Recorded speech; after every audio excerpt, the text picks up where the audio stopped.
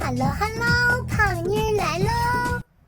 小主们抱歉，最近有点拖更，一直在刷神仙姐姐的新剧《梦华录》，下一部也会准备讲一讲这部剧。胖妮今天继续带大家过情关，在胖妮往期的影片中说过，《甄嬛传》的作者刘链子最善以花叙事，以花喻人。这后宫佳丽3000，就像成百上千朵的鲜花，各有各的姿容，各有各的品性。《甄嬛传》中的皇上也算是个风雅之人，他爱花，也会赏花。皇上和甄嬛、眉庄、安陵容初见或单独相处时，都有提到过有关于花的话题。而皇上对于这3朵花的品评里，则藏着他对于身边5个重要女人的误判。第一，海棠花，安陵容。尽管《甄嬛传》中扮演安陵容的演员陶欣然长在了很多小主的审美点上，但从剧中其他人的评价来看，安陵容的长相应该是很普通的。从小门小户中走出来的她，也没有什么像样的首饰、服饰来装扮自己，所以皇上在殿选时，第一眼没看上她也很正常。后来皇上之所以改变主意让安陵容留下来，是因为她头上的那朵海棠花吸引了一只蝴蝶。当皇上注意到那朵海棠的时候，评价了一句不俗。这句不俗是皇上对于海棠花的评价，也是他对于安陵容的期待。然而为安陵容别上海棠花的是甄嬛，最爱海棠花的也是甄嬛，真正不俗的人是甄嬛本嬛。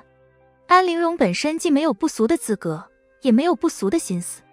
入宫之后，安陵容不但第一次侍寝失败，到了后面皇上见过她好几次都不记得她的名字。她第一次真正承宠，固然因为自己歌喉出众，却也应归功于甄嬛的助力。甄嬛为她换上的那身浅绿色的衣服，虽然花样简单，不甚华丽，却在华妃和甄嬛鲜艳的着装的映衬下，显出了不俗。皇上夸她歌清爽，人意清爽，是对她第2次误判。在后面的剧情中，安陵容恨华妃，恨到在自己宫中扎小人，暗害甄嬛，在舒痕胶中下麝香。为了挽留皇上，不惜用迷情的香料，这桩桩件件哪样不俗？皇上从未真正的了解过安陵容，他的不了解恰恰也是因为不在乎。第二，菊花，眉庄和静妃。眉庄承宠之后，皇上曾赏她很多菊花，而菊花也是眉庄最爱的花。当皇上问到眉庄为什么喜欢菊花的时候，眉庄说宁可枝头抱香死，不曾吹落北风中，臣妾喜欢她的气节。听到这一番说辞，皇上先是夸眉庄读过的书不少，继而意味深长地说，可是朕更喜欢菊花独立秋风，不与百花争艳，耐得住寂寞，才能想得住长远。皇上的这番话让人细思恐极。当时眉庄刚承宠，河宫上下都认为眉庄是新一届入宫的秀女中最受宠的一个，连眉庄自己回顾那一段往事的时候，都说喜欢的时候就把我捧在手心。但从皇上针对菊花的这一番评价来看，他从未曾想过要给眉庄长久的恩宠，也从未把她捧在手心。皇上对眉庄最大的期待是懂事。怎么样算懂事呢？像静妃那样，皇上高兴的时候去见一面，要笑脸相迎，热情而不失分寸。皇上宠爱别的妃嫔的时候，就老实的待着，不能争风吃醋。甚至皇上当面分罗子带，还要故作大度的谦让，满面笑容地说，臣妾自信，眉不画而黑，用不上罗子带。皇上看眉庄稳重，觉得她能够做到和静妃一样宠辱不惊。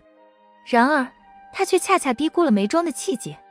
到了后期，眉庄被冤，对皇上避而不见，皇上觉得不可思议。眉庄怀了温实初的孩子，借一个旧时的镯子复宠，皇上从未对此有过怀疑。说到底，皇上不了解眉庄对愿得一心人的坚持，他也不了解稳重的静妃为了维持那一份表面的懂事，暗地里流了多少眼泪，深夜里数了多少地砖。他的不了解是因为不够爱。第三，杏花，甄嬛与纯元。皇上假扮果郡王和甄嬛在御花园互撩，谈论过杏花。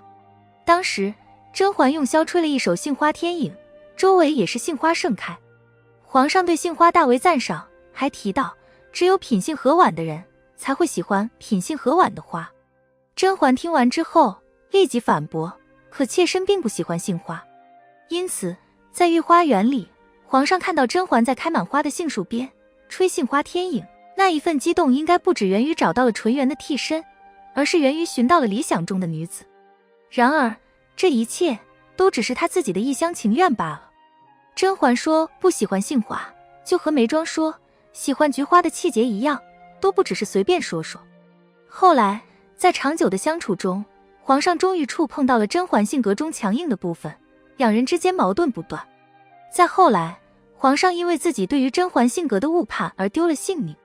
皇上不了解甄嬛，也不了解纯元，他的不了解源于先入为主的傲慢。《甄嬛传》中的3种花藏着皇上对于身边5个重要女人的误判，这误判辜负了别人，也害惨了自己，代价实在是太大。